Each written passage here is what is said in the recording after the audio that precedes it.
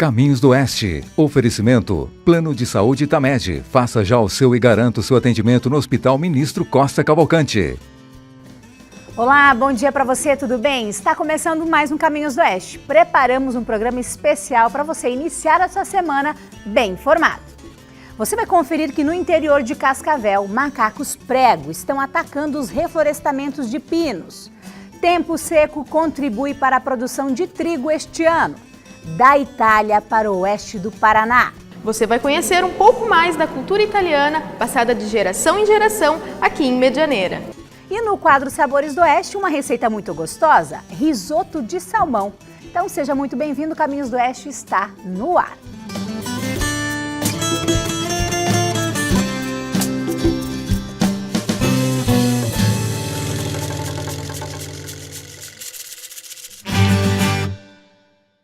No ano passado, o preço da saca do trigo estava em alta e por isso atraiu mais produtores, principalmente os que sofreram com o alto valor dos insumos do milho safrinha.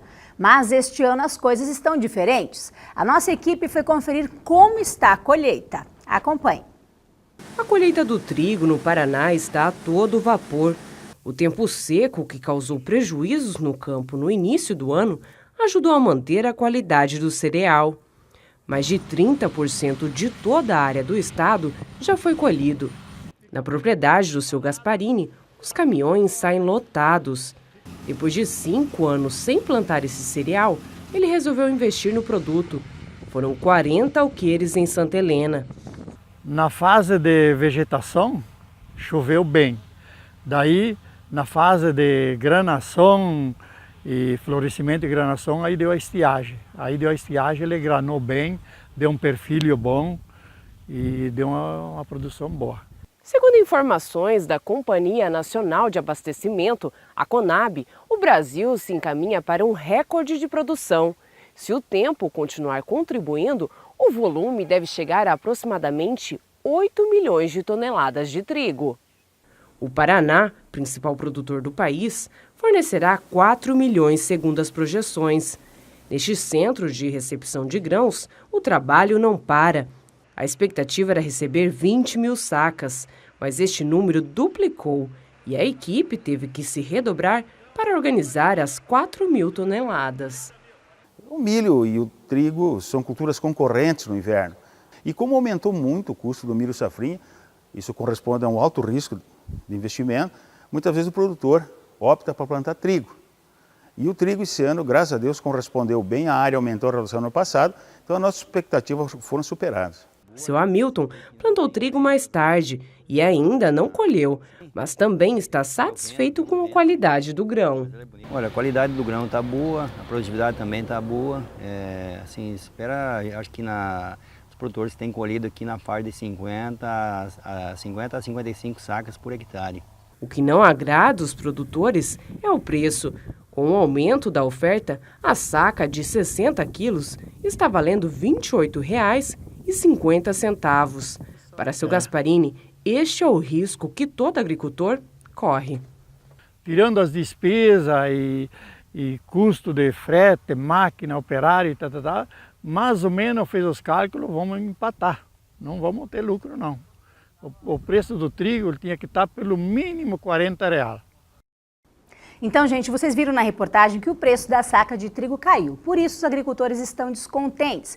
Olha só, em 2013, a área plantada de trigo no Paraná era equivalente a mais de 990 mil alqueires. Já no ano de 2014, passou de 1.300.000, exatamente um acréscimo de 36%. Para você ter uma ideia, a área total no Brasil este ano é de 2.600.000 alqueires. O nosso estado tem metade disso. No interior de Cascavel, muitos produtores que fazem reflorestamento de pinos estão preocupados. Há alguns anos a região está sofrendo com o ataque de macacos prego, que saem da floresta à procura de alimento. Pedaços de tronco no chão, árvores machucadas. Observando essa área, é possível ver o estrago que os macacos prego deixaram nos pinos. Nessa agropecuária, a plantação vem sofrendo com os ataques há 5 anos.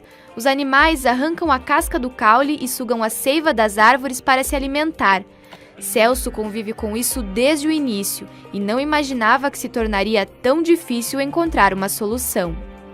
A gente achou que era só uma fase do animal, né? E de lá para cá não teve mais controle. A gente foi fazendo um aceramento nas reservas em volta, foi tirar 2, 3 carreiras do pinos em volta das florestas, das proteções que a gente tem permanente, né? Mas assim mesmo não está. Ele aliviou, mas não foi 100% eficaz. A maioria das árvores está com várias partes do tronco danificadas. Algumas ficaram tão frágeis que somente a força do vento chegou a derrubar a copa. As que mais sofrem com isso são de reflorestamento jovem, que tem até 12 anos de idade. Um pinus demora cerca de 25 anos para crescer e atinge 30 metros de altura. A seiva é tão importante para a planta quanto o sangue é para os animais. Esta aqui, por exemplo, tem 4 anos e já está totalmente condenada. Nossa equipe levou este especialista em primatas para analisar a área. Dificilmente é possível ver os animais porque assim que percebem a presença de humanos, eles deixam o local.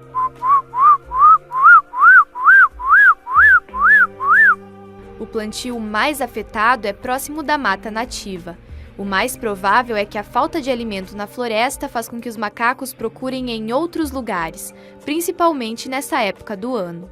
É a época que a nossa floresta está com menos produção de alimento, né? Frutos nativos, menos presas para o macaco prego, menos alimento que ele pode buscar naturalmente na floresta. Dos 180 alqueires de reflorestamento jovem, 30% das árvores estão prejudicadas. Muitos dos pinos que seriam utilizados mais tarde para a construção civil, hoje são derrubados para reaproveitar como lenha.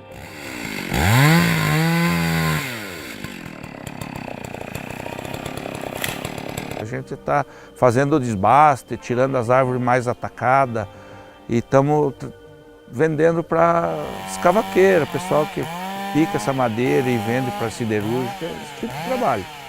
Estamos tentando amenizar o prejuízo nessa forma. Para o pesquisador, existem algumas alternativas que podem dar certo. Uma delas é fazer zonas tampões, ou seja, plantar ao redor da área outras espécies que não tenham registros de ataques.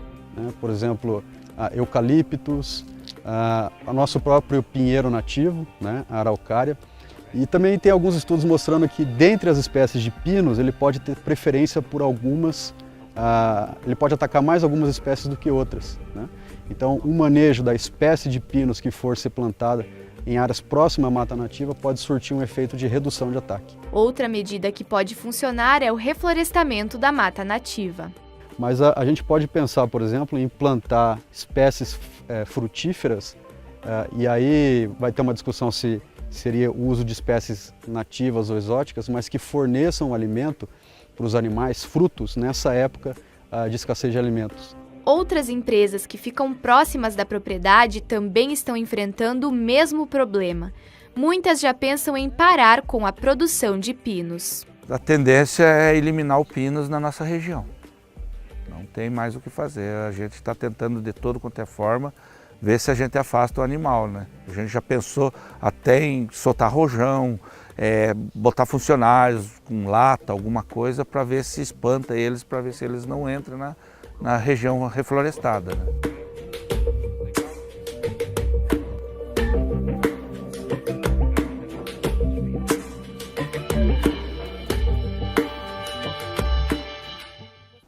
Agora a gente vai para um rápido intervalo e na volta você vai conhecer um grupo aqui da região que resgata a cultura italiana através da música e do folclore. E logo mais tem também o quadro Sabores do Oeste. Quer aprender a fazer um delicioso risoto de salmão? Então não sai daí, até já!